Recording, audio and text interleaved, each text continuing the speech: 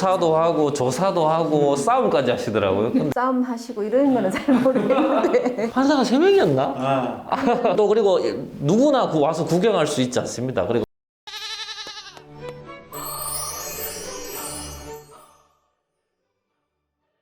안녕하세요. 양치기TV 별을 만든 사람들 신규보입니다. 반갑습니다. 반갑습니다. 저는 남구 청소년 상담복지센터에서 일하고 있는 센터장 진미경이라고 합니다. 반갑습니다. 네, 서울브리지 스쿨의 교장으로 섬기고 있는 반성한 목사라고 합니다. 혹시 두 분 그 넷플릭스 드라마 중에서 소년심판 굉장히 지금 핫한데 우리 세 사람에게는 이 소년심판이라는 주제가 또 다른 드라마랑 엄청 또 다르게 와닿을 것 같아요.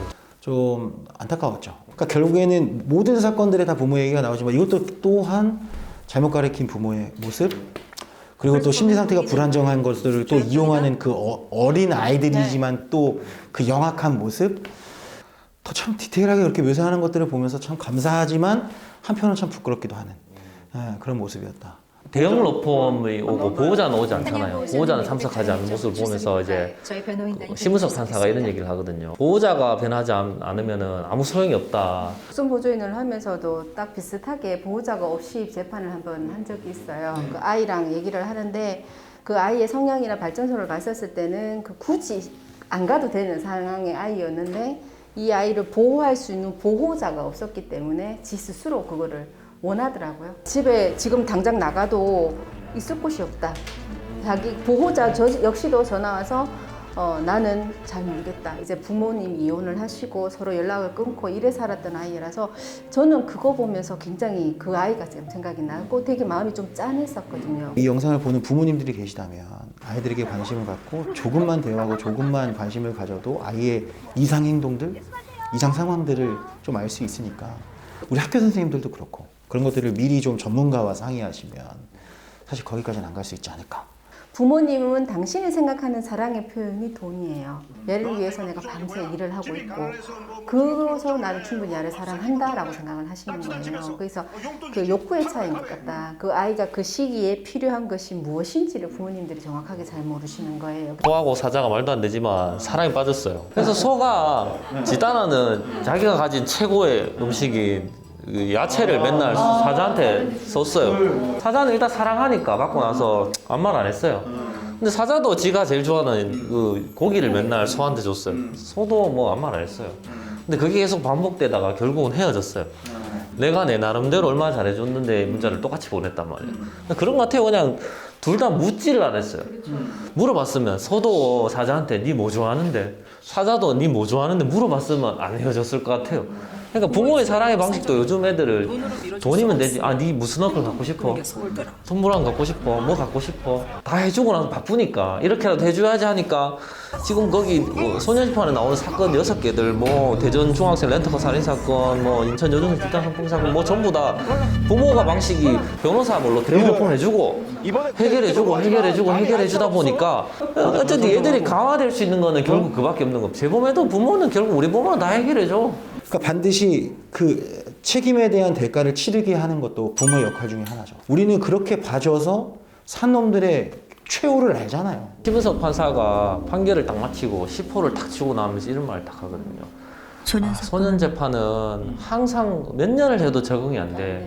그러면서 왜냐하면 항상 찝찝하거든 이런 말. 너무 공감이 가는 말인 것 같아요. 국선 보조인 하면서 느끼겠지만 얘를 10호 보는 모습을 봐도 찝찝하고 보관차를 받고 나오는 모습을 봐도 찝찝해요. 야를 내보내는 게 맞나? 보내놔서 나오면 어떡할 거야? 이게 판사의 고충을 참 잘 그린 것 같아요. 재판을 많이 들어가셨잖아요. 그 소년심판의 재판부랑 저희가 들어간 재판부가 좀 다르죠? 어떻던가요? 어떤 게 다르던가요? 저희가 들어가는 데는 시간이 굉장히 스피디하게 들어가요. 그런 점. 또 하나 느낀 점은 저는 판사가 3명이었나? 모르는 사람들은 정말 저런가라고 알 수 있을까봐 설명을 드리면 그게 소년 형사 합의부라고 각색했다 하더라고요. 근데 실제로 소년 재판은 가정법원에서 이루어지고 그 다음에 소년부 재판밖에 없습니다. 그리고 뭐 그렇게 재판장이 크지 않아요.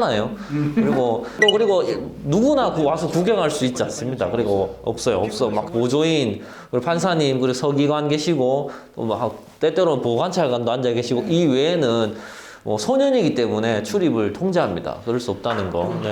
소년 심판에 나오는 판사님들은 굉장히 좀 뭐랄까 거의 영웅이잖아요. 모든 일을 다 해내잖아요. 수사도 하고 조사도 하고 싸움까지 하시더라고요. 근데 실제 저희가 만나는 판사님들은 싸움 하시고 이런 거는 잘 모르겠는데 일단 정보는 굉장히 많이 수집하시려고 하시는 것 같다라는 부분들은 좀 저는 맞는 것 같아요. 그리고 저희 또 이렇게 다니시고 하는 것도 뭐 위탁 기관이나 이런 데도 저 대구도 한 바퀴 도는 걸로 지금 알고는 있거든요. 다 한 바퀴씩 다 돌아서 어떤 곳이 있는지라고 한번 점검도 하시기도 하고 국선들이라든지 아니면 다른 위원들하고도 전체적인 자리를 한번 가져서 간담회도 해서 그분들의 이야기나 이런 것들 그리고 어떻게 했으면 좋은지라는 부분들을 조금 나누려고는 하시는 것 같아서요. 사실만 생각하시는 건 아닌 것 같아요. 정말 애 가정 환경과 사랑, 어떻게 하면 이 아이를 세상으로 돌려보내서 필요한 아이가 되게 할까? 그러니까 소년보호 처분의 취지에 맞게 판결하시는 모습이 많이 보이는구나. 그리고 결정을 내기 직전까지도 저희들이랑 따로 만났을 때 얘기했을 때도 정말 고민이 된다. 이게 어떻게 그 드라마에서도 그렇게 나오잖아요. 이렇게 결정을 했을 때 피해자는 과연 후련할까? 그리고 가해자는 그것이 잘못됐다라는 걸 알고 다시 하지 않을까? 뭐 이런 내용도 있는 것처럼 그런 마음들을 가지시는 것 같아요. 아이들은 알 수 없어요. 어떻게 갈지를 잘 모르니까 되게 고민스러운 건 많아요.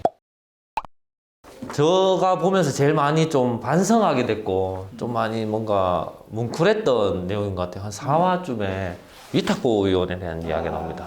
거기 보면 이제 푸름 청소년 센터. 이제 그 위탁보호위원이라는 게 일단 뭐냐면 이제 1호 처분이에요. 근데 보호자한테 위탁한다도 있지만 보호자가 이제 보호할 기능이 없으면 판사님이 위탁보호위원이라는 법원에서 이제 위탁보호위원회 자격을 준 자에게 위탁합니다. 근데 위탁보호위원회도 종류가 이제 신병 인수, 그 다음에 신병 불인수가 있는데, 근데 거기에 나오는 이제 위탁보호위원은 신병 인수 위탁보호위원이신 것 같아요. 그래서 어떤 가정에서 애들을 데리고 사는 것 같아요. 사실 이거는 아무나 할 수 있는 일도 아니고 정말 힘든 일입니다. 근데 그분의 어려운 이 사정과 이런 것들을 보면서 진짜 많이 눈물도 날 것 같았고 정말 아무나 할 수 있는 일이 아닌 것 같았어요. 그걸 보시면서 일단 대안학교를 하신 입장에서 어떤 거를 느끼죠? 정말 화났어요. 그러니까 뭐냐면 첫 번째는 부모한테 화났는데 부모가 아이가 아픈 거에 대해서 일단은 첫 번째로 드러내고 싶어 하지 않고 그것에 대해서 고치는데 비용을 쓰는 것을 아까워요. 그거는 국가가 해주면서 뭐 무료로 받는 그런 상담 그 정도 수준이 아니라 거기 나온 분도 혼자서 그걸 다 감당하잖아요. 이유는 하나예요. 그건 뭐냐면 일단 부모가 돈을 안 쓰고 두 번째 사회가 위탁은 해줬지만 거기에 따른 정당한 대가를 지불하지 않았다. 만약에 그분이 정당한 대가를 받아서 시설을 투자하고 그 다음에 그 아이들을 다룰 수 있는 뭐 3교대 선생님들을 뒀다면 그분은 아이들도 만족감이 오케이. 그리고 그분의 자녀들도 그 생활에 대해서 절대 불만을 가지지 않았을 거다. 벌은 내려서 보내지만 사실 어떤 입장에서는 뭐 그동안은 개인의 희생으로 어떻게 보면 애들을 다 지도하도록 보냈잖아요. 어떻게 보면 그런 입장에서는 법원도 유죄다 이렇게 표현하거든요. 좀 법무부나 이 사법부도 좀 알고 있어야 될 것 같아요. 그냥 재범하고 돌아온 애들 뭐락하기만 끝날 게 아니라 처벌하고 보냈잖아요. 그 후로 관리 감독도 엄청 중요하다는 걸 좀 인지했으면 좋겠어요. 어쨌든 이 소년 심판의 주제가 처음 시작이 엄청 강하게 나오잖아요. 저는 소년범을 혐오합니다. 이렇게 나오잖아요. 저는 그거 때문에 사실 안 보려고 했거든요. 얼마나 세게 또 우리를 때리려고 하나. 근데 항상 해왔던 주제잖아요. 저는 그래도 이 드라마를 좀 긍정적으로 저는 평가하는 게 어쨌든 까는 내용만 있지는 않더라고요. 그렇지만 이제 얘기를 할 필요가 있는 것 같아요. 촉법 소년, 뭐 소년법 이런 주제를 먼저 얘기하고 싶은데 소년법, 촉법 소년 뭐 어떻게 했으면 좋겠어요? 좀 나이를 조정하는 건 좀 우리가 생각해 봐야 될 1년 전까지만 해도 안 그랬는데 지금 아이들의 범죄 연령대가 낮아지고 있으니 그 부분에 있어서는 우리가 좀 조정을 해줄 필요가 있다. 물론 지금도 그 촉법소년 밑에 있는 아이들 중에 뭐 중대한 범죄를 저지르는 애들이 전 봤거든요. 심사원에도 들여보내고 이렇게 예외적으로 하고는 있지만 법적으로 그럴 필요가 있다. 왜냐면 아이들이 인지해야 하니까. 왜냐면 지금 아이들이 그걸 이용하고 있으니까 문제가 되는 거잖아요. 사실. 부모가 아이들에서 시선을 놓치고 있으니 오히려 부모가 책임이 강해지면 부모가 먼저 첫 번째 그 아이들을 좀 가두는 효과가 더 커질 것이다. 오히려 나이를 내린다고 해서 아이들이 원래 하던 놈들이 멈추진 않을 것 같고 오히려 부모의 책임을 높여서 부모의 책임을 좀 더 강하게 하면 부모가 좀 더 억제지 않을까 라는 생각을 했어요. 촉법소년에 대해서는. 요즘에 좀 생각이 바뀐 것 같아요. 학대에다가 그 서유리 사건 거기 보면 아버지가 왔는데 뭐 때문에 오신 줄 아시죠?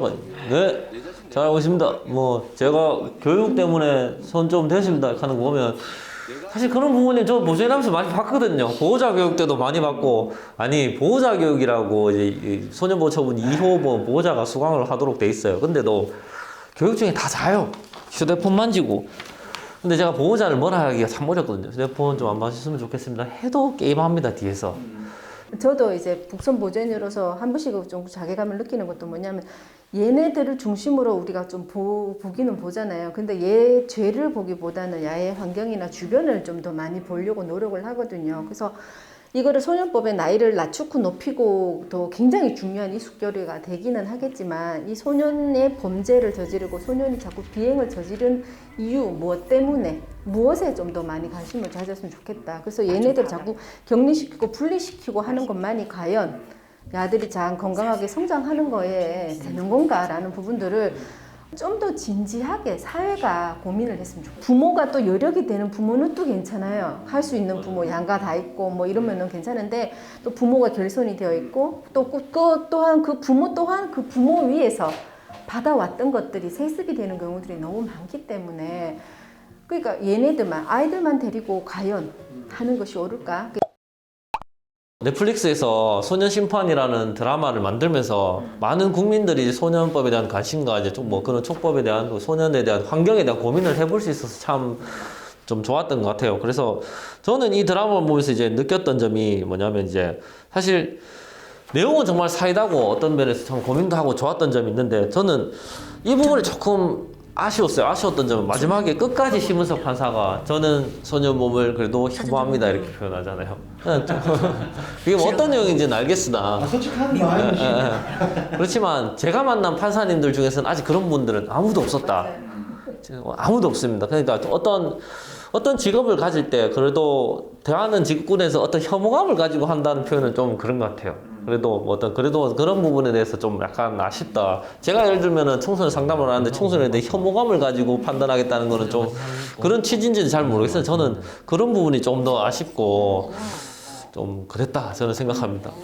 내용이 좋았던 점은 일단은 소년에 대해서 한번 고민을 해볼 필요성이 있다. 그러니까 가해소년이라고 해서 가해된 행동 자체만 가지고 얘기하는 것이 아니고 그 아이의 환경이나 이런 부분들이 좀 언급이 됐고 그 폭행을 저지른다든지 뭐 성매매를 한다든지 이런 아이들이 그 비행에만 초점이 되는 게 아니고 가족의 문제, 그 아이가 그렇게 될 수밖에 없었던 상황에 대해서 문제점을 가지고 얘기를 했다라는 부분도 되게 좀 좋게 봤던 것 같고요.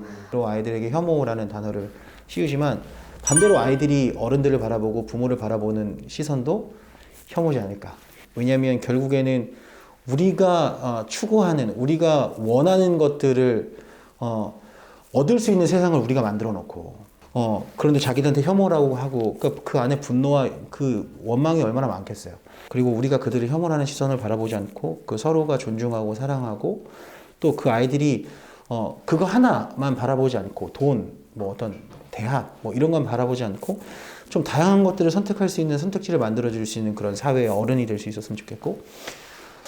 네, 오늘 뭐 넷플릭스에서 개봉한 드라마 소년심판에 대한 이야기를 나눴는데 한 아이를 키우기 위해서는 온 마을이 필요하다 이런 얘기가 있잖아요. 근데 밖에 보면 실제로 뭐 저희가 만난 애들 중에서는 뭐 성매매하는 애들도 있고 아직도 나쁜 짓 하고 막 그렇게 막 사람들한테 손가락질 받는 애들이 진짜 많은데 한 아이를 키우기 위해서는 온 마을이 필요하다라는 말을 반대로 하면 온 마을이 모른 척하면은 한 아이가 뭐 나쁘게 살고 죽는 것 같아요. 그러니까 그런 애들을 바라보면서 우리가 손가락질하고 모른 척하기보다는 좀 말 따뜻한 말도 건네주고 뭐 좀 안아도 주고 품어도 주고 관심을 가져줘야 그렇게 살 수 있지 않나 이런 생각을 해봅니다.